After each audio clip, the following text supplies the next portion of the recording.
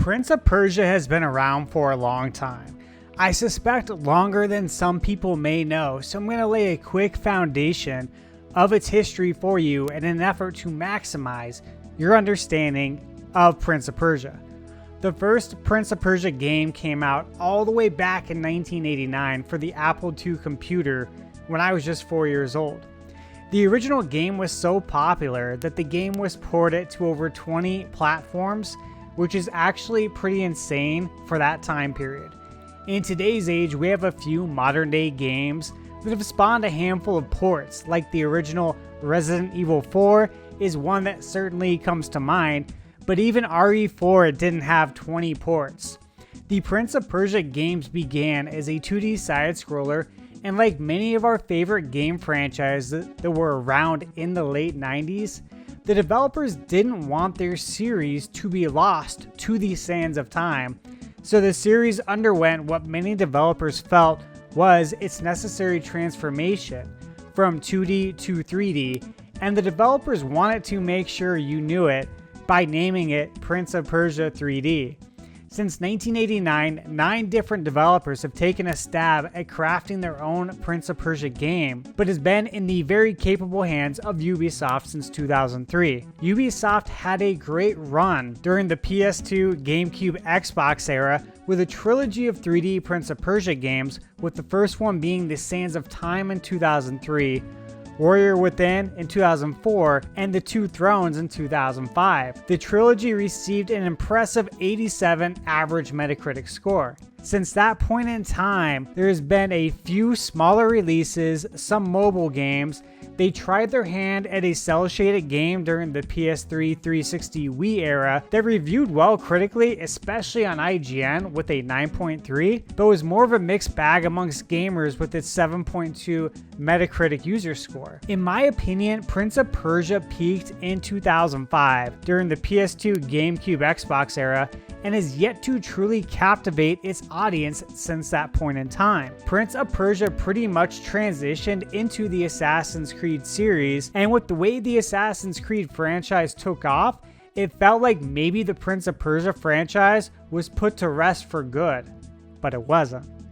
Now, we fast forward to 2020 when Ubisoft announced it was remaking Prince of Persia: The Sands of Time to commemorate its 20th anniversary, and the internet was excited after the announcement. The remake was originally scheduled to release in 2021, however, the remake's announcement trailer received so much public backlash that the game was pushed back to a later date. It then lost its concrete release date, was handed off to Ubisoft Montreal, and apparently moved back into the conception stage.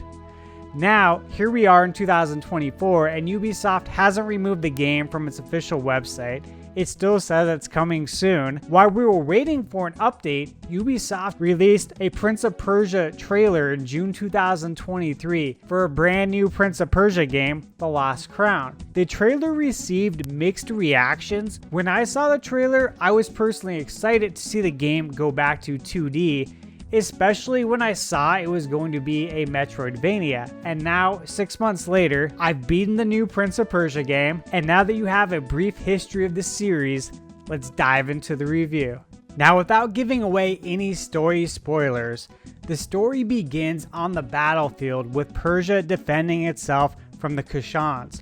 The Kushans have the advantage until the arrival of the Persian immortals, who turn the tide of battle. We then take control of our protagonist Sargon as he fights alongside the other 6 immortals. The battle ends when Sargon strikes down the Kushan general. The immortals are impressed with Sargon's skills, and the Persian queen rewards Sargon with a blue sash for his efforts. As Sargon and the other immortals bask in their victory, the kingdom is attacked seemingly from the inside, and Prince Ghassan is kidnapped. Now, it is our job to find the prince and return him to safety as we traverse through the game's large Metroidvania style map. Now, as you guys can see in the gameplay, much of the game's story plays out with this sort of storybook art approach that I think looks really good actually and fits well within the game's 2.5D design. Right off the bat, you will speak to a handful of characters, and I immediately thought that the voice acting was top notch, and that feeling never changed throughout the entirety of the game. I think each character's look and voice are a good match, and that helped to bring many of the characters to life. I think I've come to expect quality voice acting out of Ubisoft with Assassin's Creed, but this is a long dormant Prince of Persia franchise, so I didn't know what to expect. But I feel like they had the same budget for voice acting, which to me is a good thing. As you progress through the game's story, it becomes pretty clear how it's going to play out. And I will say that as the game went on, the story became a bit more interesting, but overall, I had a tough time connecting to the main story, side quest stories, and the stories attached to the collectibles that are hidden throughout the game's map. Now, at the same time, I wasn't overly concerned about my inability to connect to the game's story because I was able to enjoy many other aspects of the game, which leads me to my next talking point, which is the gameplay. Now, Prince of Persia definitely plays like a combat-first Metroidvania, but with heavy platforming elements that are reminiscent of the platforming that takes place in games like Celeste or Tiny Thor, and I'm all for that. In my experience, I can't recall a Metroidvania that had a combat system as deep as this one, and in order to succeed in the game, you have to learn how to master the combat. Whether it's learning on the ground or in the air sword combos, or learning how to incorporate the special attacks you earn throughout the game, mastering the parrying system, equipping amulets to boost your attack or defenses, I feel like this is the type of combat system that's mostly explored in third-person games, but rarely as a side-scrolling Metroidvania. The parrying system definitely makes it feel fresh and unique compared to other Metroidvanias. When it comes to the platforming, just keep watching the review and you will see, because I made sure to pick out a ton of platforming content so you can see how serious Prince of Persia takes its platforming. I think what sets The Lost Crown apart from many of the other Metroidvania games that we've played is that it takes its combat and its platforming to another level without sacrificing other important parts to the Metroidvania formula, like the game's level of exploration, abilities, accessories, and upgrades. Now, another idea that Ubisoft implemented into their game that I could definitely see other developers using in their next Metroidvania is the memory shard system. Like any Metroidvania, the map is full of unreachable platforms, passages, and treasures that you won't be able to reach until you've gained a new ability later in the game, right? Well, memory shards allow you to take a picture of any room on the map that you're in, and then that picture will be automatically saved on your map. Think of it as a screenshot that lives inside the game's map menu. You may have done something like this in the past with your phone, like maybe you were playing Castlevania Symphony of the Night, and you found a treasure that you can't reach, so you took a picture of the area and your map location to help you remember to return to said location once you gain the appropriate ability. Same thing here, except you can take a screenshot within the game. Great idea in my opinion, especially since all three consoles have a capture button to take screenshots that is probably underutilized as a whole on all three consoles. This is the first time I've seen this idea implemented into a game's UI, and I immediately thought this is brilliant and wondered why nobody thought of it before. So hats off to the developers for coming up with that, because I can almost guarantee we will see this feature come to other games. A few more gameplay related items I want to touch on for you guys. One, there are invisible and breakable walls throughout the game. I say invisible because the walls don't have any cracks in them, so you just gotta try hitting the walls.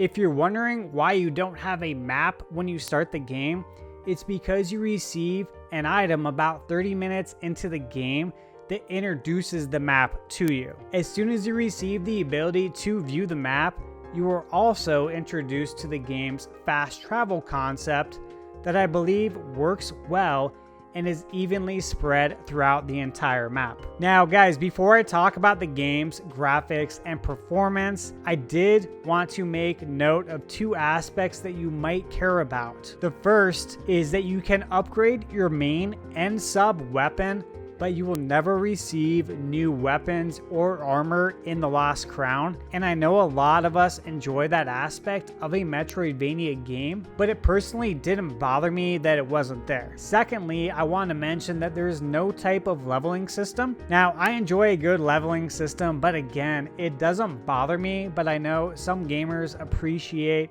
knowing these facts before they jump into a Metroidvania game. Now, diving into the game's graphics, I think the game's art style bodes well with what the Switch is capable of producing graphically. It doesn't go for an ultra realistic look, so the lower res character models are not really a big deal. I played the game in docked mode on my 85-inch TV, as well as portably on my OLED screen, and like any game, the graphical details are more noticeable on the big screen, and they were pretty much non-existent in portable mode. For me, the most important thing when talking about graphics and performance is that it runs at a consistent frame rate, and this runs at a smooth 60 frames per second. So if you're playing this on PlayStation, Xbox, or PC, I was completely satisfied with the graphics on the Switch, and I think we can safely consider Switch to be the graphical baseline. So if you're playing on a more powerful console, you shouldn't run into any graphical hiccups or performance issues. Now, when it comes to the game's soundtrack, none of the songs really captivated me. This was a game where once I set it down, none of the songs were still playing in my head. And for me, that's okay because not every game is going to have a soundtrack that connects with me, but it might connect with you. What I do think the soundtrack did was blend in with each distinct environment. None of the soundtrack felt out of place.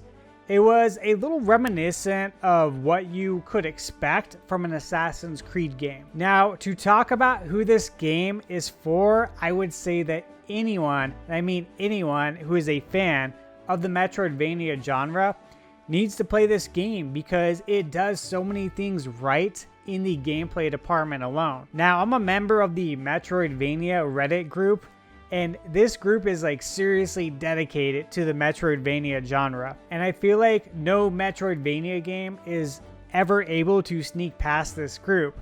So first off, much respect to the Metroidvania group. Now, there's been tons of posts about this game, and the group is absolutely loving it, so I couldn't make a more clear recommendation than to fans of Metroidvanias. Besides that, all Prince of Persia fans need to play this game. Fans that enjoy difficult but fair platforming challenges are also going to love it. Now, talking about the game's overall content, I think there was enough content for a Metroidvania game, especially if you're looking to 100% the map, complete all the side quests, and find all the items and collectibles. I personally did not 100% the map, and I felt like the game offered up enough content and variety to where I never felt like there wasn't enough to do. You're always working towards something in the game, be it your main quest, side quest, finding items to increase your health, obtaining currency, locating collectibles, etc. And because you do have so many objectives, you're compelled to search the entire map for these items until you feel comfortable enough, because you're going to need them if you are playing on any difficulty mode besides Rookie, which leads me to my next topic, the game's difficulty. Now, overall, I think if you play on the Warrior mode difficulty or higher, you will feel challenged, especially if you do not use something in the options menu called platforming assist. I suggest to not use this unless you feel like you're going to break your controller out of anger, because to me, This is some of the tightest and most rewarding platforming in any Metroidvania, let alone any platformer. And of course, it's rewarding because it is difficult, but it's not impossible. Some of the platforming sections in the Pit of Eternal Sands require you to essentially swim up a waterfall of sand, and then the waterfall of sand is surrounded by sharp crystals that will instantly kill you. If I could compare it to anything, it reminds me of the dam level in Teenage Mutant Ninja Turtles for NES, except it doesn't feel cheap, which is a good thing. Now, if you're wondering how much you'll have to grind, there really is no grind in the game. I suppose you could grind for currency if you want to max out your amulets, but I focused on only upgrading the amulets that I decided I wanted to equip. So just by playing the game naturally, I had enough regular currency, Xerxes coins, and ingots to make all the upgrades I wanted to. Talking now about the game's pacing, I think a lot of games over the last decade or so have struggled to strike a balance when it comes to pacing, to where the game either feels too long or rarely too short, mostly too long. But I think the team at Ubisoft nailed the game's overall pacing. Now, when it comes to the game's emotion and charm, I did experience varying levels of both angst and gratification when completing some of the game's insane platforming sequences that required you to not only have to platform with absolute precision, but also use your abilities in order to complete the platforming puzzles.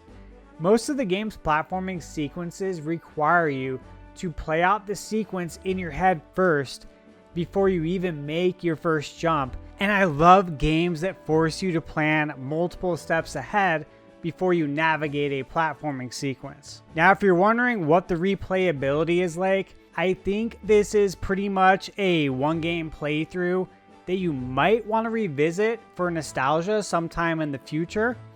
For trophy and achievement hunters, free roam unlocks at the end of the game, and there are no difficulty related trophies, so you can get all your trophies on one playthrough.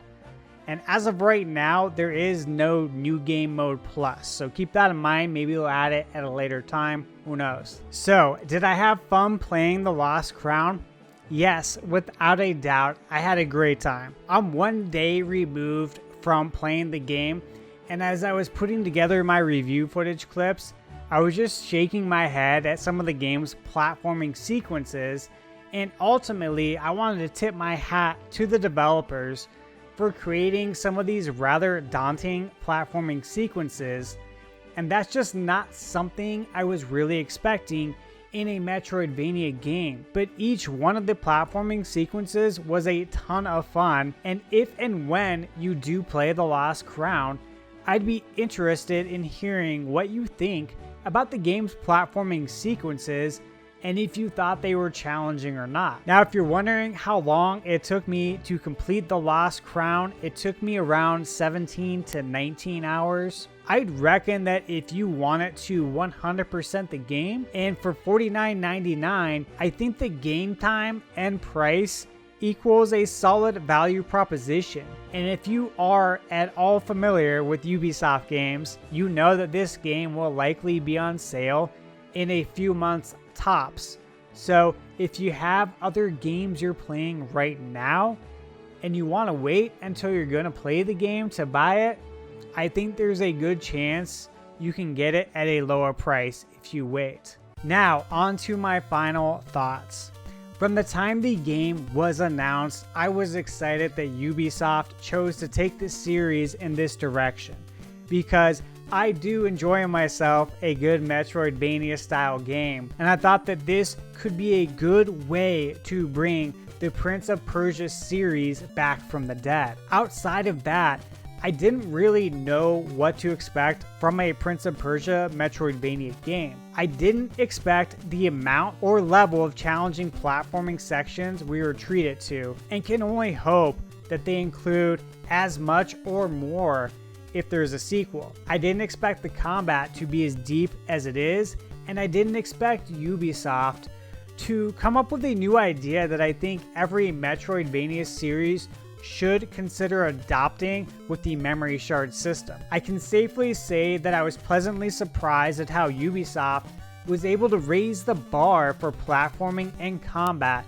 in the Metroidvania genre, and I think this game serves as proof, and it gives me confidence that there are still plenty of new ideas out there waiting to be implemented that will continue to evolve the Metroidvania genre.